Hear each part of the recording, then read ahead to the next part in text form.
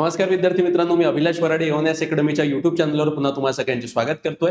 विद्यार्थी मित्रांनो, तासाभरापूर्वी भारत सरकारनं एक माहिती तिथे पब्लिश केली आणि ही माहिती काय होती तर टेलिग्राम चॅनल चक्क बंद करण्यात आलेले आहे. आता हे टेलिग्राम चॅनल बंद करण्यात आलेले आहे, का बरं करण्यात आलेले आहे?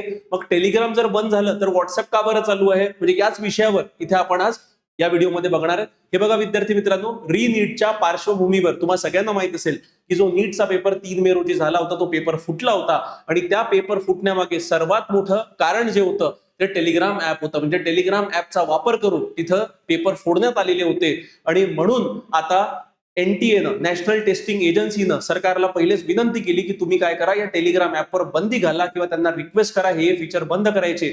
पण त्या टेलिग्राम ऍपनं असं काही ऐकलं नाही. मग शेवटी भारत सरकारनं काय निर्णय दिला, या टेलिग्राम ऍपवर आजपासून म्हणजे 16 जून 2026 पासून तर 22 जून 2026 पर्यंत ही बंद राहणार आहे आणि 30 जून पर्यंत ते आपण जे टेलिग्रामवरचे मेसेज आधी एडिट करू शकत होतो हे जे फीचर आहे हे 30 जून पर्यंत तिथे बंद राहणार आहे. म्हणजे एकंदरीत 7 दिवस आता हे टेम्पररी तात्पुरती बंदी या टेलिग्राम ऍपवर टाकलेली आहे. मग प्रश्न असा पडतो आपल्याला की जेव्हा पेपर जर टेलिग्रामच्या माध्यमातून लीक होऊ शकतात तर मग व्हॉट्सअपच्या माध्यमातून तरी होऊ शकतात. मग टेलिग्रामवरच बंदी का आणि व्हॉट्सअपवर का बरं नाही? तर याचं कारणच आज या व्हिडिओमध्ये मी तुम्हाला सांगणार आहे. ठीक आहे, तर याच्यामध्ये स्पेसिफिकली बघा विद्यार्थी मित्रांनो, की मी आधीच तुम्हाला सांगितलं की आधी जेव्हा पेपर लीक झाला होता तर हा पेपर नीटचा 3 मे रोजीचा पेपर हा प्रामुख्यानं टेलिग्राम ऍपच्या माध्यमातून तिथं लीक करण्यात आलेला होता आणि त्यावर विविध असे ग्रुप्स, विविध चॅनल्स होते की ज्यांचे नावच होते नीट पेपर लीक वगैरे अशा पद्धतीचे आणि तिथून विद्यार्थ्यांना हा पेपर विकल्या गेल्याचंही तिथं निदर्शनास आलेलं आहे. ठीक आहे, आता कारवाईचं मुख्य कारण काय ते एनटीएचा अहवाल. तर 21 जून ला जी होणारी नीट फेर परीक्षा आहे या नीट फेर परीक्षेपूर्वीच आता टेलिग्राम ऍपवर अशा प्रकारचे ग्रुप तयार झाले जसं पेपर लीक्ड नीट, मग रीनीट 2026, प्रायव्हेट माफिया, अशा प्रकारचे चॅनल्स आताच तयार झालेले आहेत आणि या चॅनलच्या माध्यमातून असं क्लेम केला जात आहे की आम्ही पहिलेच पेपर फोडणार आहे आणि जर तो तुम्हाला हवा असेल तर तुम्ही आम्हाला एवढे लाख रुपये द्या. म्हणजे एक प्रकारचं काय, एक प्रकारचं भ्रामक विज्ञापन तिथं या ऍपच्या माध्यमातून चालू आहे. या ग्रुप्सवर खोटे पेपर विकले जात होते आणि विद्यार्थ्यांकडून लाखो रुपयांची मागणी होत होती. म्हणून नॅशनल टेस्टिंग एजन्सीनं सरकारला विनंती केली की भाई या स्पेसिफिक ऍपवर टेम्पररी तात्पुरती तरी बंदी तिथं घाला आणि सरकारने त्याच्यावर कारवाई केलेली आहे. आता वरवर पाहता या दोन्ही ऍप्स आपल्याला समान दिसतात, म्हणजे टेलिग्राम असू द्या किंवा व्हॉट्सअप असू द्या. तर आपल्याला हा प्रश्न पडलाच असेल तुम्हाला की जेव्हा पेपर जर टेलिग्रामच्या माध्यमातून जर लीक होऊ शकतो तर व्हॉट्सअपच्या माध्यमातून तर होऊ शकतो, पण यासाठी फक्त टेलिग्रामलाच का बरं बंद केलं आणि व्हॉट्सअपला का बरं नाही? याचं कारण इथे आपण बघणार आहे. तर दोन्ही ऍप मेसेजिंगसाठी वापरले जातात पण त्यांच्या अंतर्गत रचनेत आणि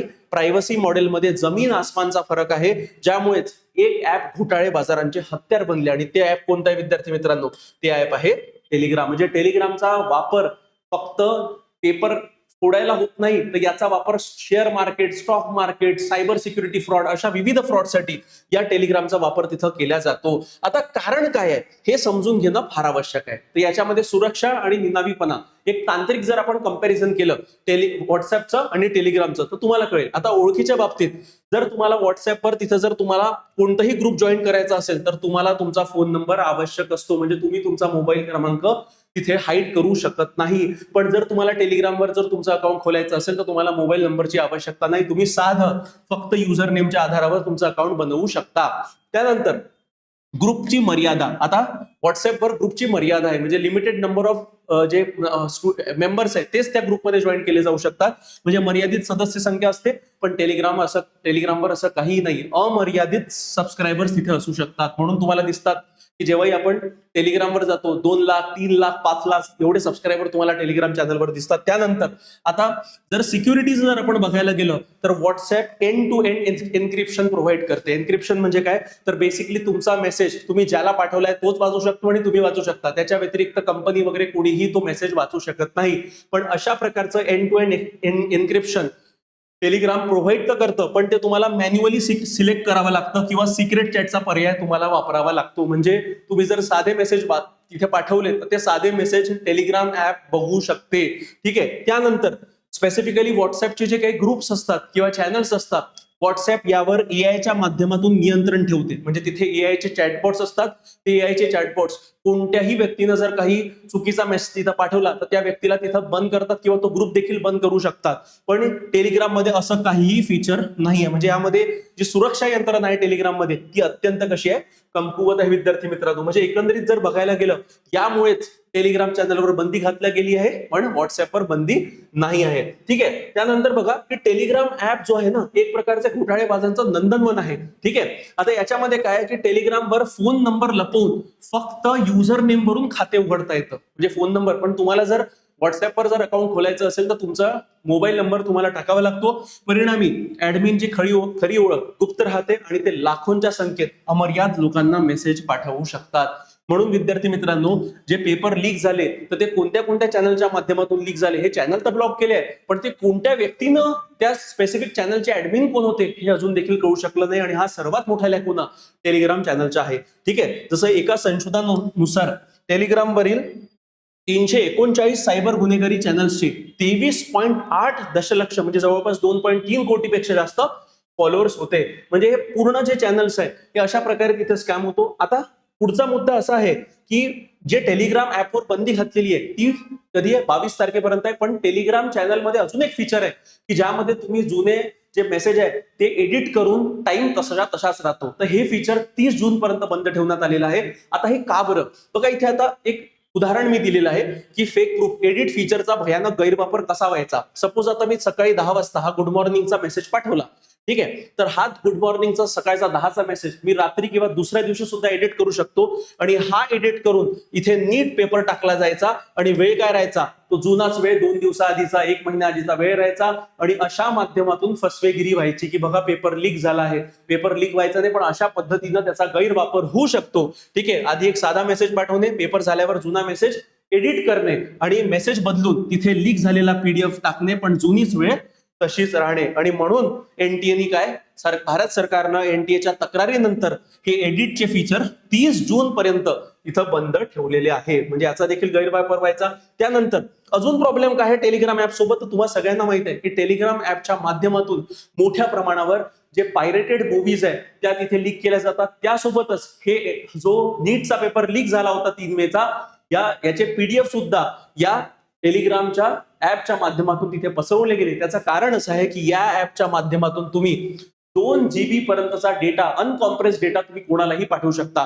पण व्हॉट्सअपवर असं काही नाही. व्हॉट्सअपवर लिमिटेशन आहे, तिथे ठेवल्या गेलेली आहे. ठीक आहे. म्हणजे फाईल, एकदम मोठी फाईल व्हॉट्सअपवर तुम्ही पाठवू शकत नाही. ठीक आहे. आता व्हॉट्सअपचा बचाव बेसिकली का बरं व्हॉट्सअपवर बंदी नाही घातलेली आहे, त्याचं कारण असं आहे की जर मी एका व्यक्तीने दुसऱ्या व्यक्तीला जर मेसेज पाठवले तर ते एंड टू एंड एन्क्रिप्शन असतं, म्हणजे ते व्हॉट्सअप वाचू शकत नाही.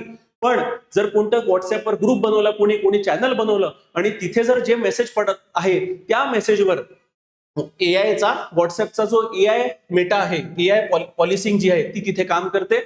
म्हणजे आर्टिफिशियल इंटेलिजन्सच्या माध्यमातून व्हॉट्सअप काय करतं, या ग्रुपवर, चॅनल्सवर जे काही मेसेज पडत आहे, कोण टाकत आहे, जर ते मेसेज योग्य नसले तर व्हॉट्सअप सरळ त्यांना ब्लॉक करू शकते. ठीक आहे. तर व्हॉट्सअपचे सर्व messages end to end encrypted असतात, म्हणजे कंपनी ते वाचू शकत नाही. पण मेटाचे आर्टिफिशियल इंटेलिजन्स टूल्स सार्वजनिक ग्रुप्समधील युजर्सच्या वागणुकीवर म्हणजे बिहेव्हिअरल पॅटर्न्सवर नजर ठेवतात आणि जर संशयास्पद वाटलं तर सरळ त्या व्यक्तीला तिथे बॅन करू शकतात. आणि त्यानंतर सर्वात महत्वाची गोष्ट म्हणजे की भारत सरकारचे जे काही नियम आहेत, जे काही कायदे कानून आहेत, यांना व्हॉट्सअप असू द्या किंवा एक्स प्लॅटफॉर्म असू द्या, जे पहिले ट्विटर होतं, हे सगळे फॉलो करतात. ठीक आहे. आणि यांचं व्हॉट्सअपचं ऑफिस देखील भारतामध्ये आहे, पण टेलिग्रामचं असं काहीही नाहीये. टेलिग्रामचा जो संस्थापक आहे पावेल डुरोव्हने यांनी ऍपची रचना तशी केलेली आहे की ते कोणत्याही सरकारला सहकार्य करत नाही आणि भारतात त्यांचे कार्यालय देखील नसल्याने कायदेशीर कारवाई करणे देखील कठीण होतं. म्हणजे आता बघा,